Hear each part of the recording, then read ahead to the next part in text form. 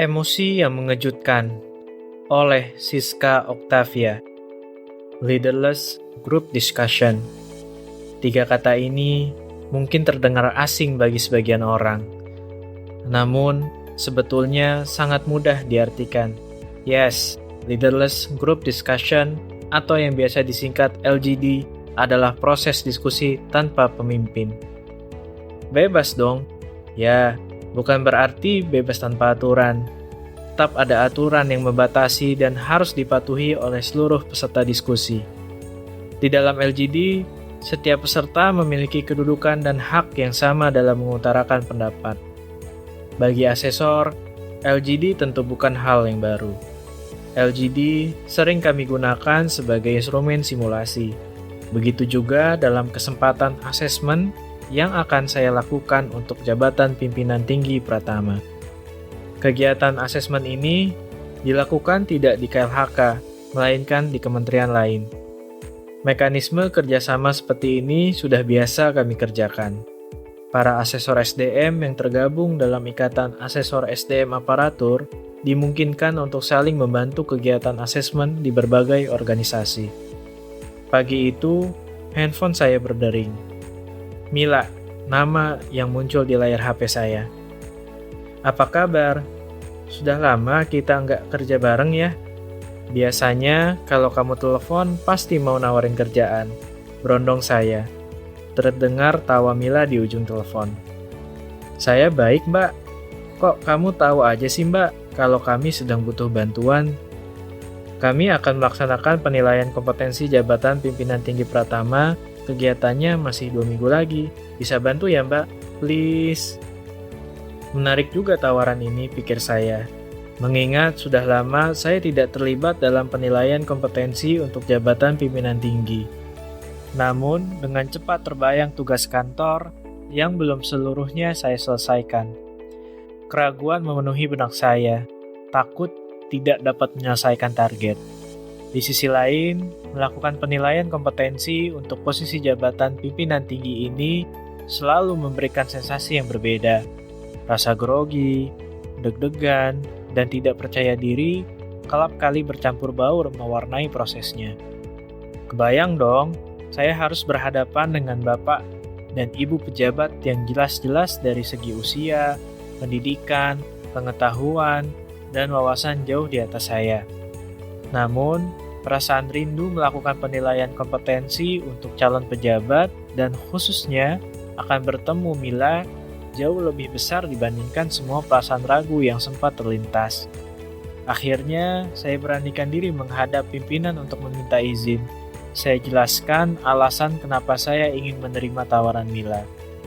Syukurnya, pimpinan memberikan izin.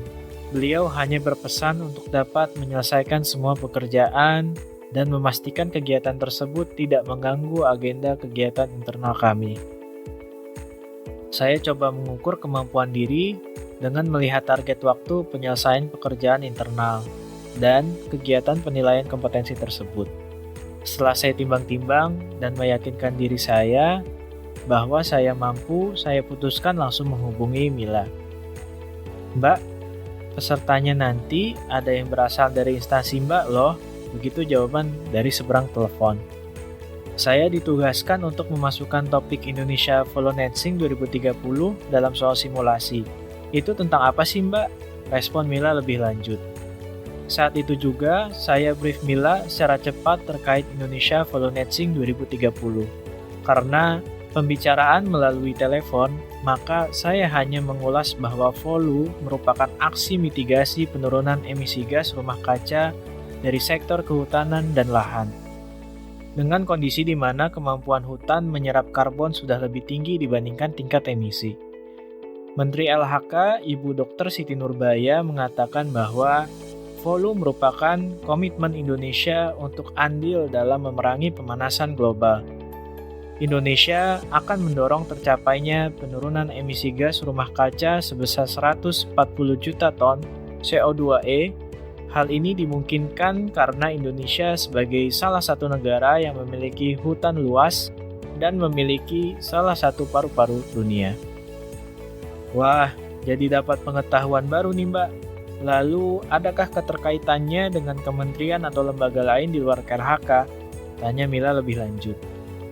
Tentunya ada, karena tanggung jawab pengelolaan dan pelindungan hutan bukan tugas KLHK saja. Semua unsur masyarakat dapat dan harus terlibat, baik dari pihak pemerintah, dunia usaha, akademisi, lembaga-lembaga non-profit, hingga masyarakat di tingkat tapak.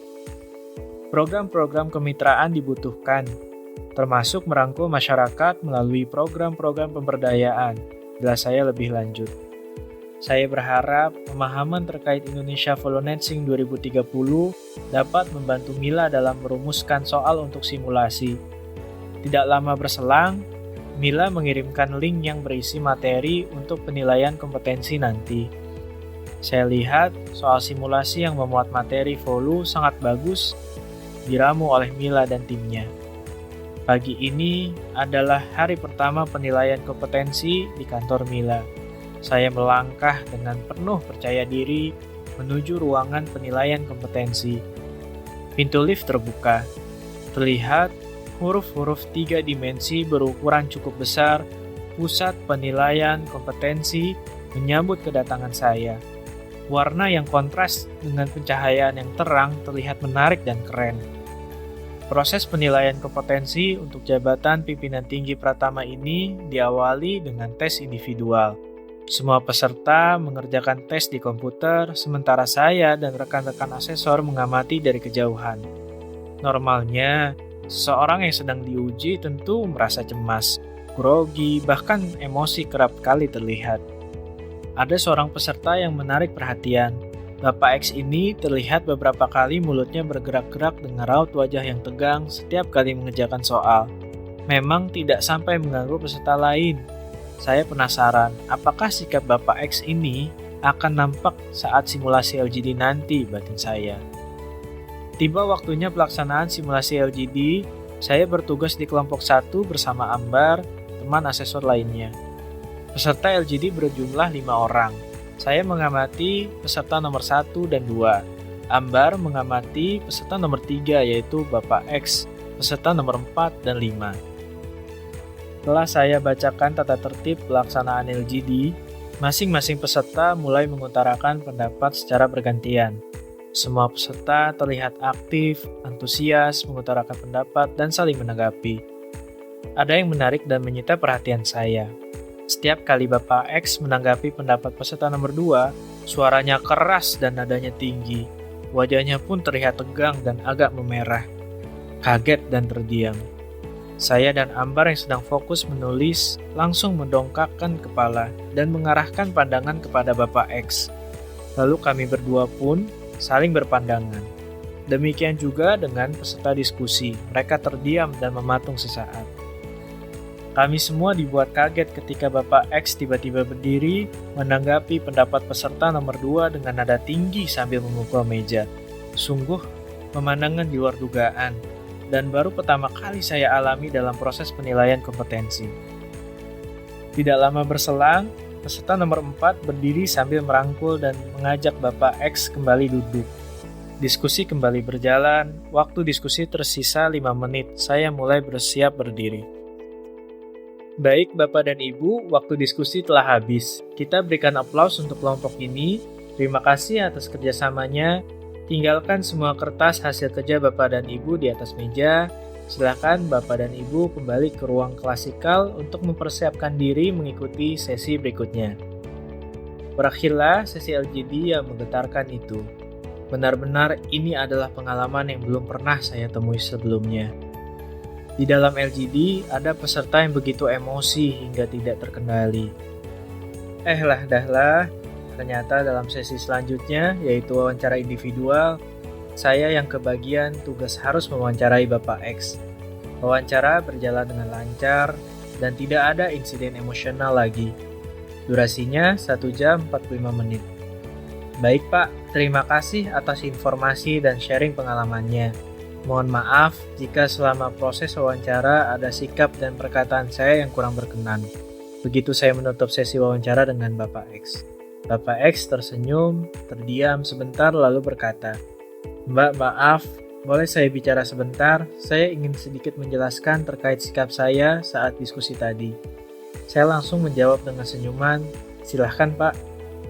Sekitar 15 menit Bapak X menjelaskan alasan dan latar belakang mengapa beliau bersikap emosional dan mudah terpancing emosi. Sebagai asesor, saya tetap harus bersikap profesional, tanpa mengurangi rasa empati dan simpati kepada Bapak X. Semua penilaian berdasarkan evidence dari setiap simulasi yang diikuti. Bagi saya, sangat melegakan ketika Bapak X menyatakan penyesalannya serta menyadari kekeliruan sikapnya yang dapat merugikan diri sendiri dan orang lain. Sungguh manusia hebat adalah manusia yang bisa mengendalikan diri saat dikuasai amarah, tenang saat dipermalukan, tersenyum saat diremehkan. Karena sejatinya orang sabar bukanlah orang yang tidak memiliki rasa marah, tetapi orang yang dewasa dan kuat untuk mengendalikan amarahnya.